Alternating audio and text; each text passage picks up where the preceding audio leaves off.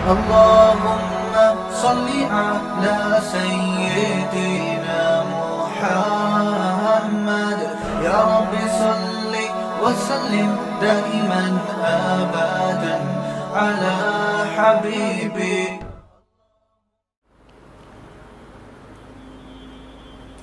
بقرہ عید کی آمد ہے تو بقرہ عید ہی کے حوالے سے کچھ باتیں کرنے کا ارادہ ہے. اللہ تعالیٰ سے دعا ہے اللہ تعالیٰ صحیح طرح سے بات کہنے کی، سننے کی، سمجھنے کی اور پھر عمل کی توفیق عطا فرمائے. کچھ مسائل بیان کرنے کا بھی ارادہ ہے کیونکہ بہت سارے کامن مسائل ہیں جو لوگ بار بار قربانی کے حوالے سے پوچھتے ہیں. تو بقرہ عید کی جو قربانی ہے وہ اصل میں یہ درس دیتی ہے کہ آپ اپنے آپ کو اسلام کے سپرد کر دیں، اسلام کو اپنے حساب سے چلانے کی کوشش بولو نہ کریں. رسول اللہ صلی اللہ علیہ وسلم سے جب پوچھا گیا کہ قربانی کیا ہے تو آپ نے کیا فرمایا؟ سنت ابیکم ابراہیم، تمہارے باپ ابراہیم کی بولو سنت. کیا مطلب؟ اس حدیث میں بہت ساری باتیں چھپی ہوئی ہیں، بہت ساری علم و حکمت کی باتیں.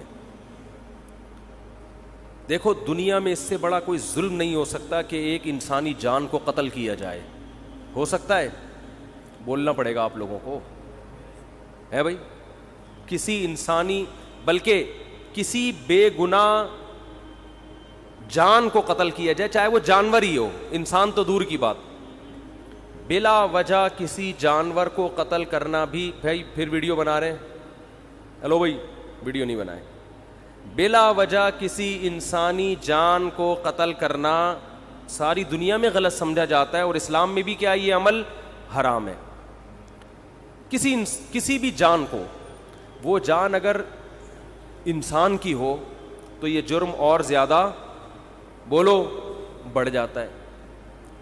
نمبر 3، وہ جان اگر مسلمان کی ہو، کلمہ گو کی ہو تو یہ جرم اور بھی زیادہ، بولتے کیوں نہیں یار، بڑھ جاتا. مسلمان کا قتل کرنا اور بڑا جرم ہے. وہ جان اگر کسی رشتہ دار کی ہو تو اس کا جرم اور زیادہ بڑھ جاتا ہے. رشتہ دار کو قتل کرنا کسی غیر کو قتل کرنے سے زیادہ بڑا جرم ہے. رشتہ داروں میں سب سے مضبوط رشتہ اولاد کا ہوتا ہے. اس کی دلیل یہ ہے کہ آپ کے مرتے ہی سب سے زیادہ وراثت کس کو ملتی ہے؟ اولاد کو. اس لیے اسلام نے سب سے گہرا رشتہ کس کا مانا ہے؟ اولاد کا. تو اولاد کو قتل کرنا قتل کی نوعیت میں اور بھی بڑا جرم. کیا خیال ہے بھائی؟ تو باپ کو حکم دیا جا رہا. اچھا چھٹی بات، اولاد بھی ایسی جو بے قصور ہو. بعض دفعہ اولاد نے کچھ ایسے کام کیے ہوتے آدمی غصے میں آ کے مار دیتا ہے اس کو، وہ بھی غلط کرتا ہے، قتل تو پھر بھی جائز نہیں ہے. لیکن اولاد اگر کیا ہو، معصوم اور نیک، کوئی قصور نہیں ہے اس کا، اس کو قتل کرنا اور بھی بڑا جرم. پھر وہ اولاد اگر نابالغ ہو تو شریعت میں نابالغوں کے حقوق بالغوں سے زیادہ ہیں. آج تو ان حقوق پر عمل نہیں ہوتا. یہ خوب مسئلہ سمجھ لیں، نابالغ بچے کا مال اس کی پرمیشن سے بھی آپ استعمال نہیں کر سکتے. نابالغ بچہ صدقہ کرے گا تو شریعت میں وہ کالعدم ہے، کیونکہ اس کو یہ حق نہیں ہے کہ اپنا مال کسی کو دے دے. وہ ابھی نہ سمجھے، شریعت نے اس کے تصرفات اور اس کے اس قسم کے افعال کو کالعدم قرار دیا ہے.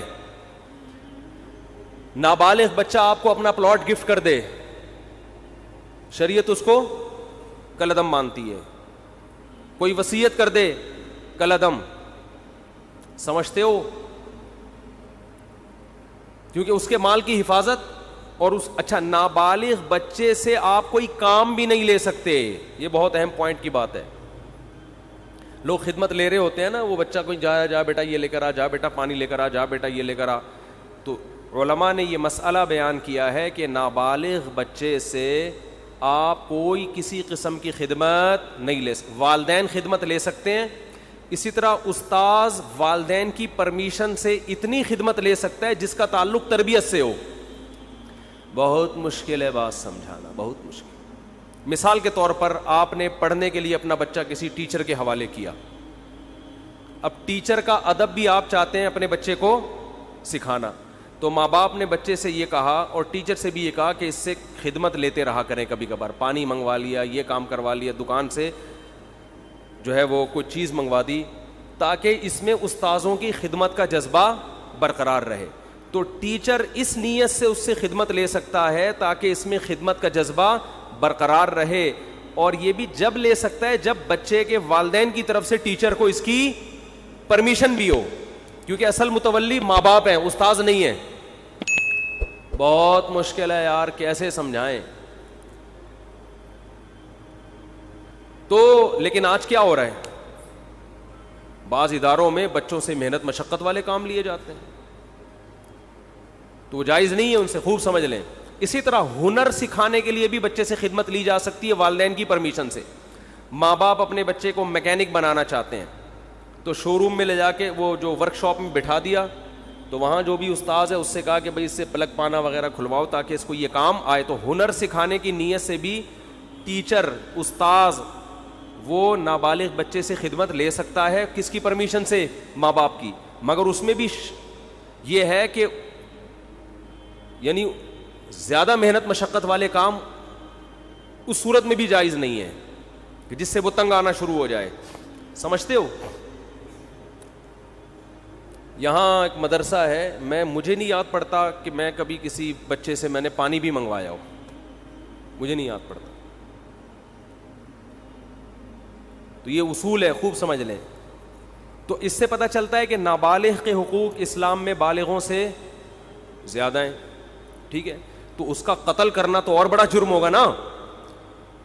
تو ابراہیم علیہ السلام کو اللہ تعالی حکم دے رہے ہیں کہ آپ قتل کریں ایک جان کا, اور وہ جان بھی انسانی جان, اور انسانی جان بھی معصوم بے گناہ, اور معصوم بھی آپ کا رشتہ دار, اور رشتہ دار بھی وہ جو سب سے قریبی, اور نابالغ بھی جس کے حقوق بالغوں سے زیادہ ہیں. اور مزید ایک بات یہ کہ وہ بچہ جو آپ کو آپ کی قربانیوں کے صلے میں بطور گفٹ ملا تھا, نہیں آ رہی بات, ابراہیم علیہ السلام نے جب اللہ کے لیے قربانیاں دی ہیں نا, تو اس کے گفٹ میں اللہ نے کیا دیے, اسماعیل. تو یہ تو اور زیادہ عجیب سی, یہ تو یعنی اللاجیکل بات بھی ہو گئی کہ معاذ اللہ نقل کفر ایک بہت بڑا جرم بھی کروایا جا رہا ہے, قتل انسانی کا, اور اللاجیکل کام بھی کروایا جا رہا ہے, اس لیے کہ جو چیز بطور گفٹ کے دی جاتی ہے وہ کبھی واپس نہیں لی جاتی. وہ طبعی عمر کو پہنچنے کے بعد انتقال کر جائے تو وہ تو سب نہیں مرنا ہے. ابراہیم علیہ السلام کہہ سکتے تھے, اللہ تو نے تو میری قربانیوں کے صلے میں مجھے یہ بیٹا دیا تھا, تو دیا کیوں تھا جب تو نے اس عمر میں لینا تھا اور میرے ہی ہاتھوں ذبح کروانا تھا اس کو. کوئی لاجک سمجھ میں آتی ہے؟ آپ لوگ کی سمجھ میں آ رہی ہے میرا خیال ہے, تو بول لو نہیں آتی سمجھ میں. کوئی آتی ہے سمجھ میں لاجک اس کی؟ بالکل اللاجیکل کام, بالکل اللاجیکل کام. لیکن ابراہیم علیہ الصلاۃ والسلام نے فوراً حکم کی تعمیل کے لیے تیار ہو. کیوں؟ اس لیے کہ اللہ جب کسی بات کا حکم دے دے تو وہ اللاجیکل بھی کیا بن جاتا ہے, بولو. یہ چیز آج لبرل لوگوں کی کھوپڑی شریف میں بیٹھ نہیں رہی ہے. یہ ہر چیز میں پوچھتے ہیں کیوں, وائی, اس میں کیا ہے, کھڑے ہو کر پانی پینا کیوں, بیٹھ کے پیوں. میں وہ ان سے جب بھی کوئی پوچھے نا اسلام میں بیٹھ کر پانی پینا کیوں افضل ہے, کھڑے ہو کر بھی جائز ہے, افضل ہے بیٹھ کے پیو. اسے بولو کپڑے کیوں پہنے ہوئے ہیں, کیوں کا جواب دیکھو. جب بھی کوئی گمراہ آدمی کیوں کرے نا, سوال پوچھے, تو جواب دینے کے بجائے اس سے سوالات پوچھنا شروع کر دو کہ تیرے اوپر پہلے 10 سوال ہیں تو اس کا جواب دے. ہمیشہ ہر باطل کی عادت ہوتی ہے وہ آپ کو سوالات میں الجھائے. آپ اسی سے پوچھو کہ اور بہت سارے کیوں ایسے جن کا تمہارے باپ کے پاس بھی, اب تو باپ کا لفظ اب چلے گا, جس کا تمہارے باپ کے پاس بھی کوئی جواب نہیں ہے. یہ جو لبرل لوگ ہم سے پوچھتے ہیں تم لوگ لاکھوں جانور کاٹ دیتے ہو, معصوم جانور, قربانی کے دنوں میں ظلم ہے جانوروں پر, تو بجائے ان کے جواب دینے کے آپ ان سے پوچھا کرو تم ایک مرغی بھی کیوں کاٹتے ہو؟ جو میکڈونلڈ میں اتنی لاکھوں مرغیاں کٹ کے برگر میں آتی ہیں, یہ کس بیس پر کاٹ رہے ہو؟ کیونکہ انسان اتفاق سے جب وجود میں آیا ہے, یہ جانور بھی اتفاق سے وجود میں آئے ہیں, تو اتفاق سے وجود میں آئی ہوئی چیزوں میں کسی کو کسی پر برتری حاصل نہیں ہوتی. جتنا حق زندہ رہنے کا اس دنیا میں انسان کا ہے, اتنا ہی حق مرغیوں کا بھی ہے. آپ کہہ سکتے ہو کہ جانور بھی تو ایک دوسرے کو کھاتے ہیں, تو وہ تو جانور ہے نا, وہ تو گدھے ہیں, ان کو تو سینس نہیں ہے. آپ کو تو کھوپڑی دی اللہ نے, اللہ کو نہیں مانتے, چلو فطرت نے دی آپ کو کھوپڑی, اور آپ کے پاس کھانے کی دنیا میں اور کم چیزیں. دال کھاؤ, ماش کی دال میں اتنا پروٹین ہے, گوشت کی ضرورت کافی حد تک پوری کر دیتی ہے ماش کی دال. ہندو کھاتے ہیں نا دالیں, کھا کھا کے تو 99 سال زندہ رہتے ہیں. تو کوئی زندہ رہنے کے لیے گوشت کھانا ضروری نہیں ہے. اسلام نے جو ہمیں گوشت کھانے کا حکم دیا وہ تو اور بہت سارے, اس میں تو ابھینندن کی وجہ سے قائم ہے. یہ اس میں تو یہ کہا بھائی وہ آئے گا تو تم گوشت کھاؤ گے تو اوپر جا کے اس کو چائے پلا کے رخصت کرو گے. دالوں پہ یہ کام, جو دال پہ سیٹ ہو گیا, جو سبزی پہ سیٹ ہو گیا, وہ یہ کام 10-20 سال امریکہ نے افغانستان میں گھاس کھائی کہ نہیں کھائی؟ 20 سال امریکہ نے افغانستان میں کیا کھایا ہے؟ گھاس کھائی ہے. آگے سے افغان لڑے ہیں, تو اگر افغان سبزی خور ہوتے 20 سال لڑتے؟ کیا ہو گیا بھائی؟ 20 سال یہ دمبے کھا کے لڑے ہیں میرے بھائی. یہ سبزیوں پہ لڑائیاں نہیں ہوتی. تو گوشت کے تو سائیڈ افیکٹ ہیں کہ اس سے لڑتا ہے آدمی. تو لبرل لوگوں کو تو گوشت کی تو پیس, وہ کیا ہے, لو پیس چاہتے ہیں نا دنیا میں, اور بھی 2-4 اس طرح کے الفاظ ہیں, پیس, لو, اور کیا ہے, خیر وہ سوچتے رہیں بعد میں بیٹھ کے. تو یہ تو پیس فل دنیا چاہتے ہیں, اس میں تو گوشت ہونا ہی نہیں چاہیے. آپ کو تو چاہیے کہ آپ ہندوؤں کی طرح گائے, وہ تو ہندو صرف گائے کی خدمت کرتا ہے, آپ کو چاہیے آپ بھینس کی بھی کریں, بکری کی بھی کریں. تو ہم تو لاکھوں جانور کاٹتے ہیں, ہم پر اعتراض نہیں ہوتا, کیونکہ ہم کس کے حکم پہ کاٹتے ہیں؟ وہ تو اگر اولاد کو کاٹنے کا حکم دیتا اس کو کاٹ دیتے بھائی, جیسے ابراہیم علیہ السلام نے کہا کاٹ دو بس.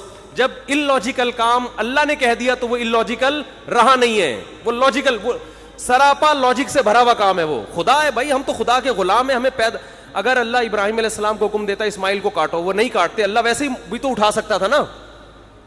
کتنوں کے بچے 7-8 سال کی عمر میں ٹرک کے نیچے آ کے ہلاک ہو جاتے ہیں, وباؤں سے مر جاتے ہیں. تو وہ تو اللہ کو ویسے بھی حق حاصل ہے کہ, تبھی تو اللہ قرآن میں کہتے ہیں کہ تم اللہ کی راہ میں صدقہ خیرات کرو. انسان کہتے ہیں اللہ میں خیرات کروں گا میں تو غریب ہو جاؤں گا. تو قرآن بار بار کیا کہتا ہے؟ یبسط الرزق لمن یشاء ویقدر, جس کے لیے میں چاہتا ہوں رزق کے دروازے کھول دیتا ہوں, جس کے لیے میں چاہتا ہوں تنگ کر دیتا ہوں. تو یہ تو میرے ہاتھ میں ہے, میں تمہیں ویسے بھی غریب کر سکتا ہوں, صدقہ دو. اگر اس سے غریب ہو بھی گئے ثواب تو ملے گا نا. اول تو ہوگے نہیں, اللہ دے گا مال تمہیں.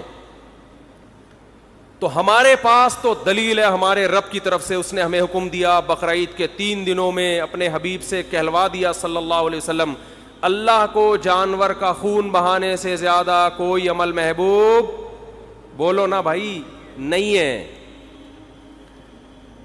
تو ہمارے پاس تو دلیل ہے کہ ابراہیم کو اللہ نے حکم دیا اپنے بیٹے کو ذبح کرو.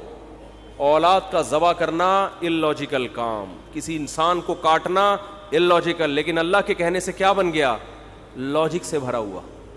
اب اس پہ اعتراض کرنا illogical ہے. تو وہ خدا اگر ہمیں دمبے کاٹنے کا حکم دے اور اس میں انسانوں کا فائدہ بھی ہو, خود ان جانوروں کا بھی فائدہ ہے, خود ان جانوروں کا. اگر یہ جانور نہ کٹیں تو یہ تو بڑھاپے میں ان کو کون پوچھے گا؟ آپ انڈیا میں گایوں کی حالت دیکھو, بوڑھی گایوں کی, جن کو ماں جب بنایا ہے تو ماں جیسا بڑھاپے میں سلوک تو کرو ان کے ساتھ. کوئی پوچھنے والا نہیں ہوتا ان جانوروں کا. ان جانوروں کا جوانی میں کٹ جانا ان کے لیے بھی فائدہ مند اور انسانوں کے لیے بھی فائدہ مند ہے. اور اللہ کہتے ہیں سخرھا لکم, ان جانوروں کو اللہ نے کس کے لیے بنایا؟ ہمارے لیے. تو جو مذہب کو نہیں مانتے ان سے سوال ہے کہ تو ایک مرغی بھی کس بیس پہ کاٹتا ہے بھائی؟ تم شکار کس بیس پہ کرتے ہو؟ یہ جانوروں کو بھی زندہ رہنے کا اتنا حق ہے جتنا انسانوں کو ہے. تو ان سے سوال کیا کریں ان کے بجائے ان کا جواب دینے کے. تو میں یہ عرض کر رہا تھا کہ ابراہیم علیہ الصلاۃ والسلام نے جو کام کیے دنیاوی قانون کے لحاظ سے وہ سارے کے سارے illogical, کوئی لاجک اس کی. کیا ہو گیا یار, ہم پسینے میں ڈوب رہے ہیں اور اب منہ سے پھوٹ دو یار, نہیں بنتی نا. آج تو کچھ زیادہ ہی مرجھائے ہوئے لگ رہے ہیں. اس کی کوئی پشاور میں جب میں نے جملہ ادھورا چھوڑتا نا, ایسے ادھر سے آواز پورا مجمع گونجتا, تو ان کو مجھے, میں نے کہا فل ان دا بلینکس مگر آرام سے, خالی جگہ پر کرو مگر آرام سے. لوگوں میں جوش ہے نا, دمبے. تو دمبا بولتا ہے دمبا کیا ہے, بولتا ہے. مچھلی نہیں بولتی, مچھلی میں زیادہ طاقت نہیں ہے. طاقت کس میں ہے؟ مچھلی کھایا کریں, ویسے صحت کے لیے اچھی چیز ہے, لیکن جو پاور آئے گی نا, بازوؤں میں طاقت آئے گی, وہ دمبے سے آئے گی, وہ مچھلی سے نہیں آئے گی. خیر, تو ابراہیم علیہ السلام نے جو سارے کام illogical کیے, تبھی تو وہ کیا بنے. دیکھو اس کا یہ مطلب نہیں ہے کہ ہر illogical کام آپ کرنا شروع کر دو. ہمارے دینداروں میں یہ ایک بڑا مسئلہ ہے, جتنے بھی کام کریں گے سارے کھوپڑی سے, کسی کی کھوپڑی میں سمجھ میں نہیں آئیں گے یہ کر کیا رہا ہے. یہ جب اللہ اس کے رسول نے حکم دے دیا تو پھر نہ دیکھو, جب تک حکم نہیں دیا تو ہمیں کھوپڑی استعمال کرنے کا حکم ہے. کوئی بھی illogical کام کرنے کی ہمیں اجازت نہیں ہے. دکان کو بند کیا, آیت الکرسی پڑھ کے پھونک مار کے آگے کے ڈاکوؤں سے حفاظت رہے گی, تالا نہیں لگایا, تو یہ لاجیکل ہے یا illogical ہے؟ اسلام نے حکم دیا بھائی پہرے رکھو, تالے لگاؤ, حفاظت کرو. نبی نے حکم دیا رات کو چراغ کو جلتا ہوا مت چھوڑو, فَإِنَّ الْفُوَيْسِقَةَ تَضْرِبُ النَّارَ عَلَىٰ أَهْلِهَا. چوہا بعض دفعہ چراغ کو الٹ کے آگ لگا دیتا ہے, اتنی احتیاط کا حکم دیا ہے. تو رات کو آگ کو جلتا ہوا چھوڑنا illogical کام ہے, اس کی کوئی نہ ضرورت ہے اور یہ حادثے کا ذریعہ ہے. نبی نے فرمایا, ایک صحابی ایسے کنکر کو نا ایسے پھینک رہے تھے, آپ نے فرمایا یہ اس سے نہ کوئی دشمن ہلاک ہوگا, اس سے کسی کی آنکھ پھوٹ سکتی ہے. لوگ اٹھا اٹھا کے پتھر پھینک رہے ہوتے ہیں نا, ویسے ہی ٹائم پاس کرنے کے لیے, کسی کے لگ سکتا ہے. ہر کام سے پہلے آپ نے 100 دفعہ سوچنا ہے کہ اس کی کوئی لاجک بنتی ہے کہ نہیں بنتی. لیکن جہاں اللہ کا حکم آ جائے تو بس یہی لاجک ہے کہ کس نے حکم دیا ہے, اللہ نے. سمجھتے ہو؟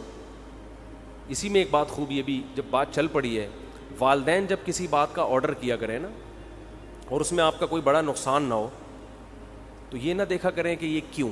بھئی یہ اب کس کا حکم ہے؟ باپ.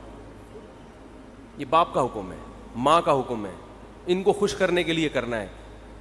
اس میں زیادہ پنچایتوں میں نہ جایا کریں, یہ کیوں کہہ رہے ہیں, یہ کیوں کہہ رہے ہیں. بھائی جو کہہ رہے ہیں کر لو یار, یہ خوش ہو جائیں گے, بس ان کو خوش کرنا ہمارا مقصد ہے. بحث بہت ہوتی ہے آج کل, میاں بیوی میں بحثیں چل رہی ہوتی. شوہر کسی بات کا آرڈر دیتا ہے, آرڈر یا گزارش کرتا ہے, آرڈر کا لفظ ذرا سخت ہو گیا, بیہائنڈ دا سین آئے گا. آپ کسی نے میرا ایک بنایا بیہائنڈ دا سین, میں نے کسی, چلے چھوڑیں. تو ریکویسٹ کرتا ہے, چھوڑو یار اس ریکویسٹ کو بھی, ٹائم بہت تھوڑا ہے نا, یہ قربانی کا فلسفہ ذرا کھوپڑی میں اچھی طرح بٹھا دوں میں.